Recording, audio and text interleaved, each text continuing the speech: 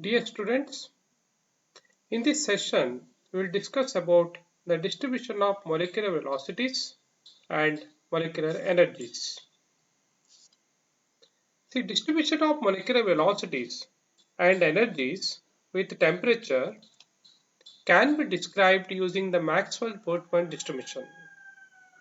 There is an important distribution law for gases, that is Maxwell-Boltzmann distribution. This statistical distribution explains how the speeds or the energies in a gas are spread out at a given temperature. Let's watch these small animated videos.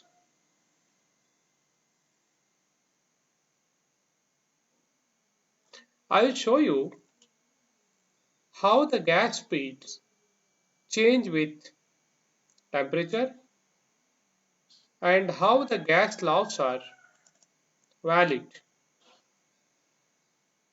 See, now this is a container with a fixed volume. You can see the temperature, pressure, and you can heat it here, cool it here. I will just introduce some gases into this. I'll just pump some gas molecules. It can be any gas, nitrogen, oxygen, anything it can be. You can see pressure in the container is increasing. Okay, temperature also has gone up. Okay, because as the pressure is directly proportional to temperature, okay, at constant volume. And what I do now, I will slowly increase the temperature. Okay, I will heat it. You can see what is happening.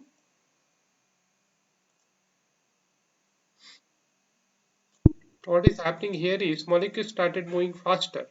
Can you see temperature scale, temperature, pressure? I am increasing and molecules are moving faster, and now I will reduce the temperature. I will cool it. See, molecule is, the speed of the molecule is coming down. Why?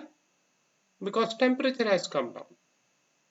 So if you increase the temperature, speed and also energy, speed is proportional to energy. See, speed has totally come down because I have reduced the temperature. Pressure and temperature are proportional if I keep the volume constant. Now I increase the temperature. See, slowly the temperature is increasing. It is reaching 110, 13, 20, and pressure is also increasing and speed is also increasing.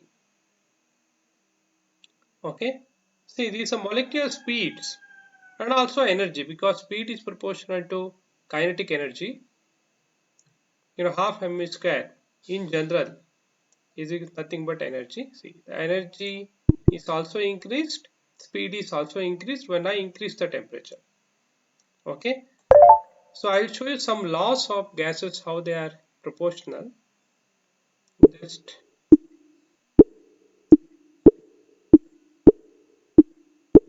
okay, this is enough. Okay, so this is at a certain pressure like 12.5 atmosphere. Now what I do, I will decrease the volume. So pressure is inversely proportional to volume, right? I'll keep the volume constant. I will keep the temperature constant. I will change the volume. Pressure is inversely proportional to volume at constant temperature. You know it. See. So what happened to the pressure? It is increased. Okay. If I decrease the volume, pressure is increased. So pressure is inversely proportional to volume. Now what I did? I increased the pressure. Increase the volume, pressure is reduced, kept the temperature constant. This is how you can verify Boyle's law.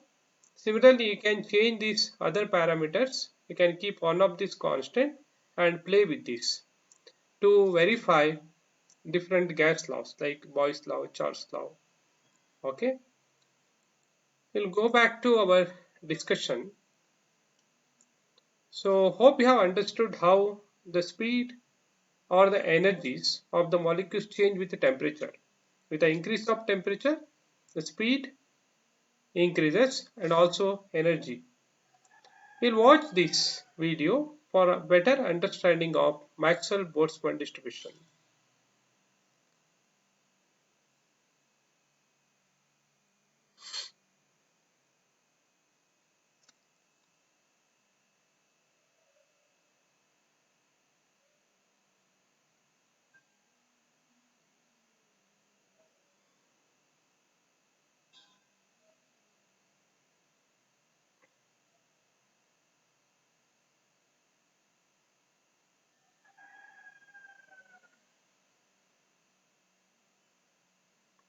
It's taking some time.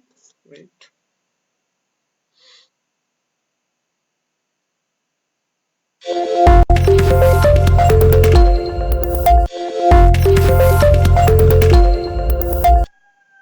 In this module, you will learn about the Maxwell-Boltzmann distribution of molecular speeds. The speeds of the individual molecules of a gas do not remain constant. The speed of the molecules of a gas changes due to the intermolecular collisions and the collisions of the molecules with the walls of the container. However, at a given temperature, the distribution of molecular speeds remains a constant. This distribution of molecular speeds is given by the Maxwell-Boltzmann distribution law. According to the law, for a given gas at a given temperature, a graph is plotted between molecular speeds on the x-axis and the fraction of molecules on the y-axis. The graph obtained is called the Maxwell-Boltzmann distribution curve. The important features of this distribution curve are: the fraction of molecules traveling at very low or very high speeds is very small. There is a certain speed for which the fraction of the molecules is the maximum. This speed is known as most probable speed. The most probable speed of a gas is the speed possessed by the maximum number of molecules of the gas at a given temperature, and it corresponds to the peak of the curve. Most probable speed is related to absolute temperature T by the equation C star is equal to under root 2 RT by M, where M is the molar mass. From this equation, it is evident that at the same temperature, lighter gases move faster than heavier ones. For example, nitrogen gas moves faster than chlorine gas. Now, let's study the effect of temperature on molecular speeds. Consider that a gas is under observation at 3 different temperatures T1, T2 and T3, where T3 is greater than T2 is greater than T1. The Maxwell-Boltzmann distribution curves at temperatures T1, T2 and T3 are shown here. From these distribution curves with an increase in temperature, we can draw these conclusions. The entire curve shifts towards the right. The most probable speed increases. The fraction of molecules with the most probable speed decreases.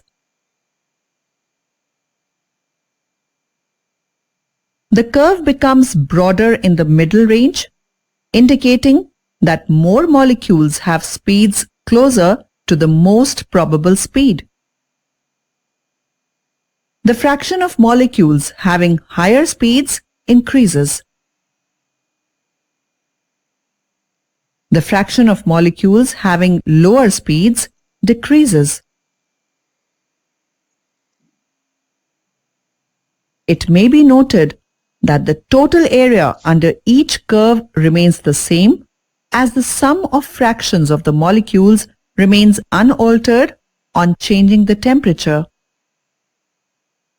You have now reached the end of this module. In this module, you learned that Maxwell-Boltzmann distribution curves are curves drawn between molecular speeds and fractions of molecules. The speed of most molecules at a particular temperature is called most probable speed. At that temperature, lighter gases move faster than heavier gases. The most probable speed increases with an increase in temperature.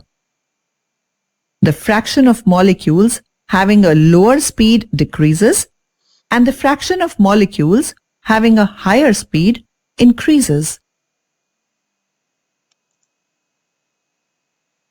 Okay, hope you got what is Maxwell's Boltzmann distribution of molecular speeds. So these are the key characteristics of the Maxwell distribution of velocities. As you saw in the video, when you increase the temperature, see this is a y-axis fraction of molecules with given speed. This is molecular speed. One thing you already noticed, that most probable velocity, RMS velocity and average velocity. RMS is the highest and then average, then most probable. Okay, and from this curve, it's a distribution curve, Maxwell distribution curve.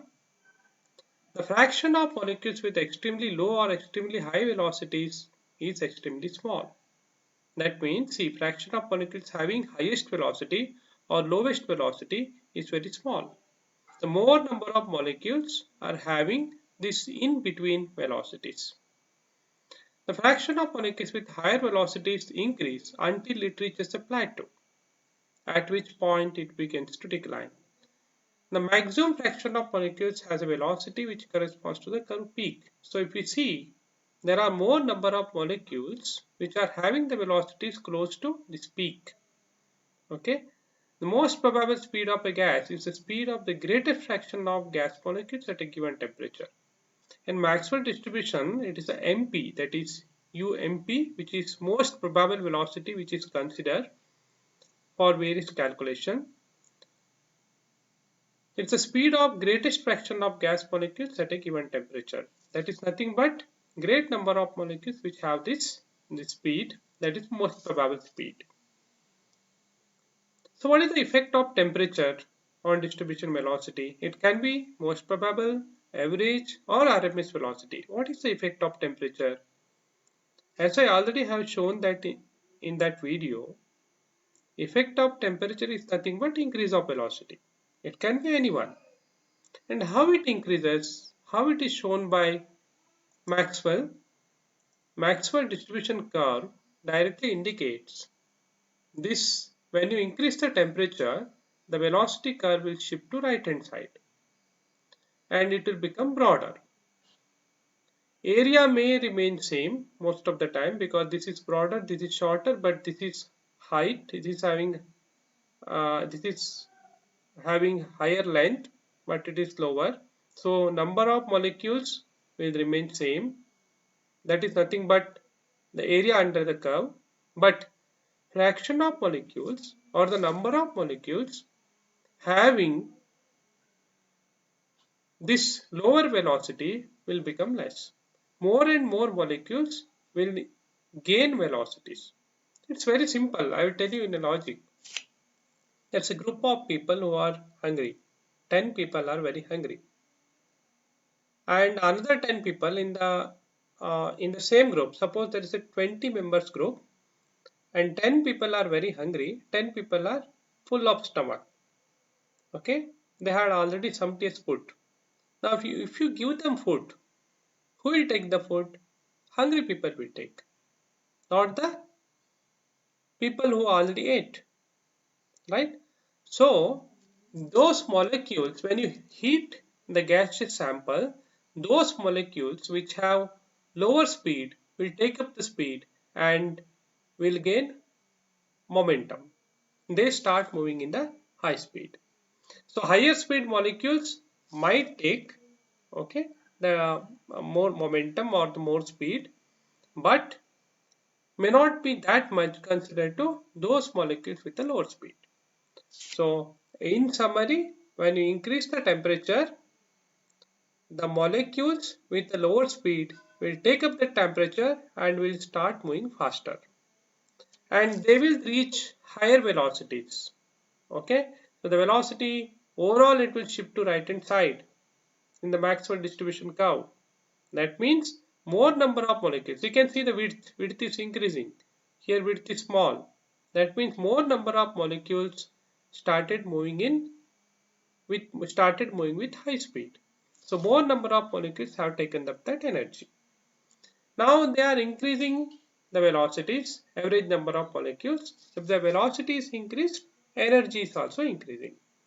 So if you see it in this fraction of molecules at various temperature, when you increase the temperature, this is 100, 200, 500, 1000.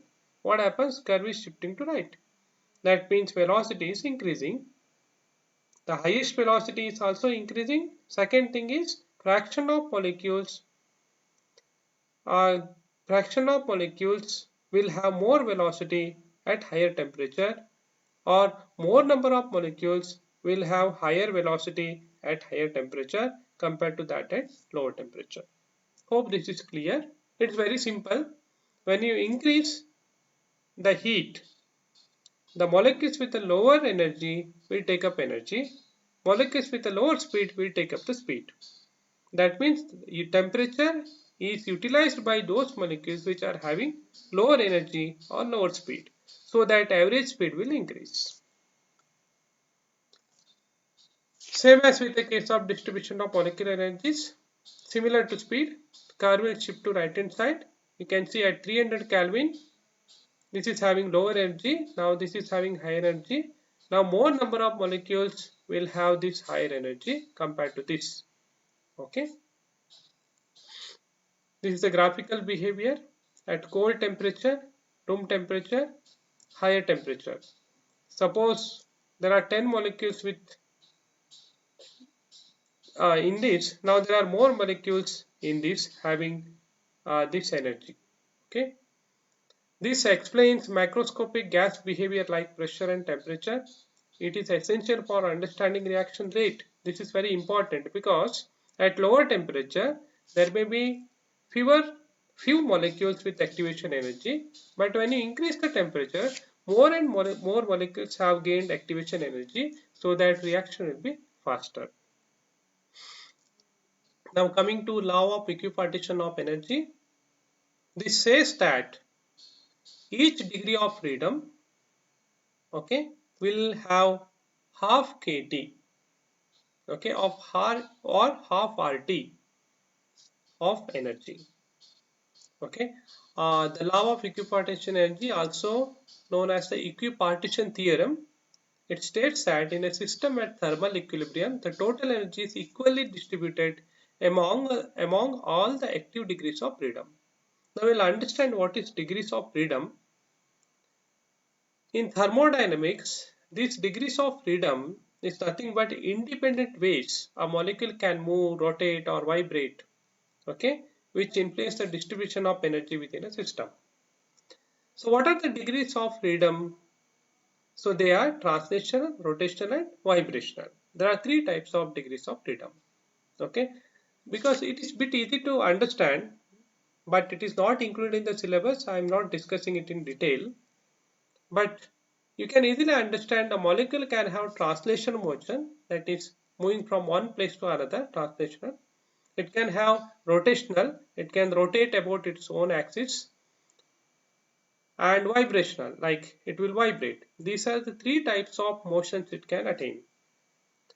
Now we have to distribute energies among all the degrees of freedom. This is equipartition of energy. So what equipartition of energy says? This law says this energy is distributed equally among all the degrees of freedom. So for a molecule, you have to find out how many translational, rotational, vibrational degrees of freedoms are there. Then you have to distribute equally.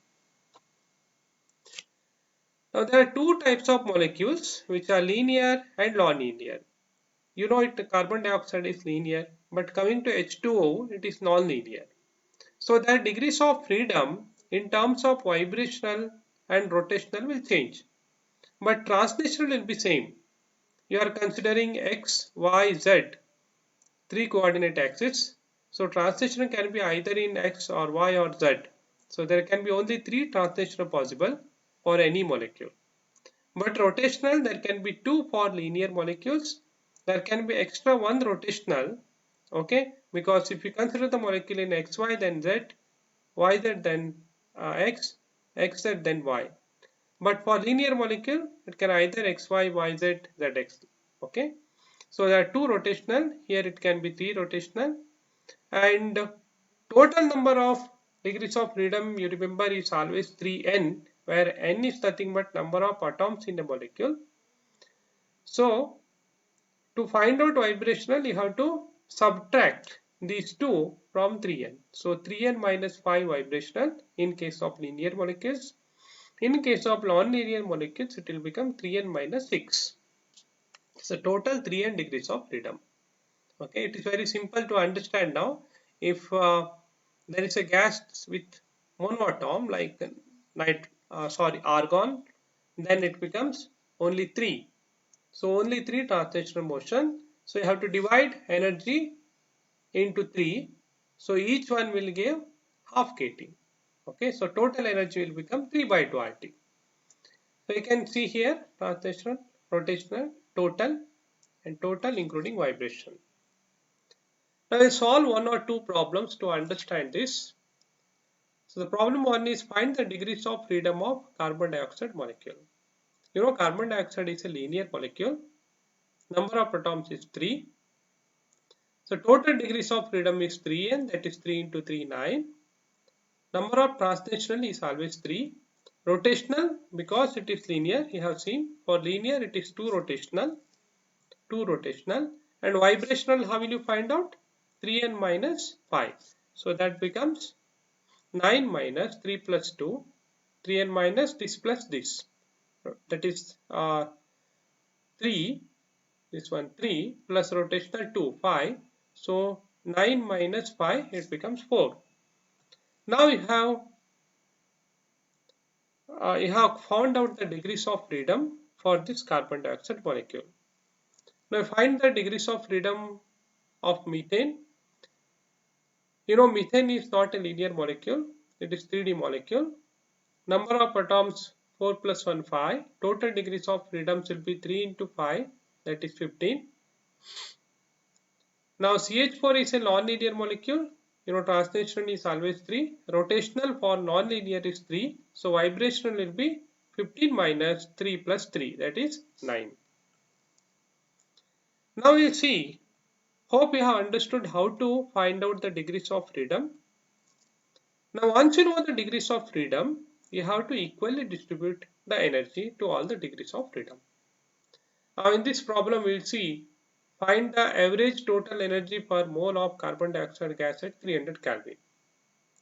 One assumption is given, that is assume vibrational modes are inactive at this temperature. At 300 Kelvin, vibrational modes are inactive. That indicates what? You don't have to consider vibrational motion. So now you have to consider translational and rotational. So find out how many translational and rotational degrees of freedom exist. You know CO2 is a linear triatomic molecule. Total degrees of freedom will be 3 into 3, it is 9. So at room temperature, you know vibrational modes are often inactive. They also have said the same. So vibrational motion will be 0. Translational is 3. For linear, rotational will be 2.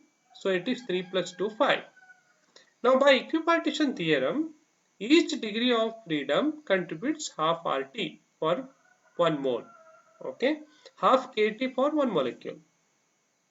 Now half RT So how many are there? Translational 3, rotational 2. So total it is 5.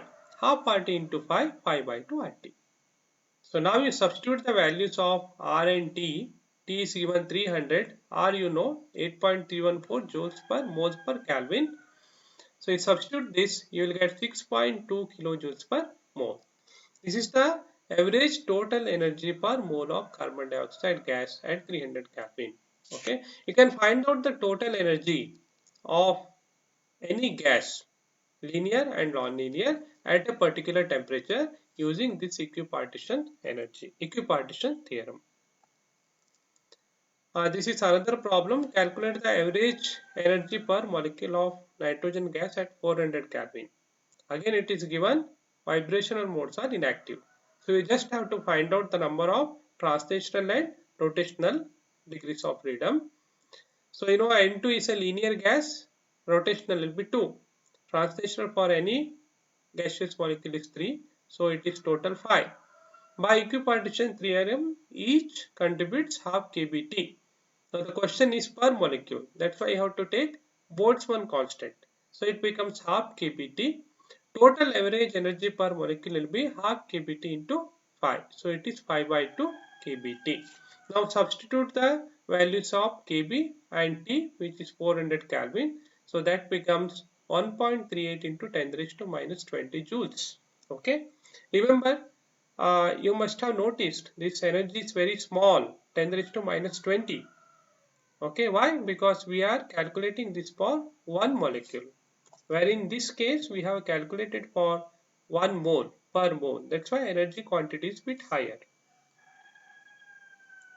Okay, hope you have understood these things.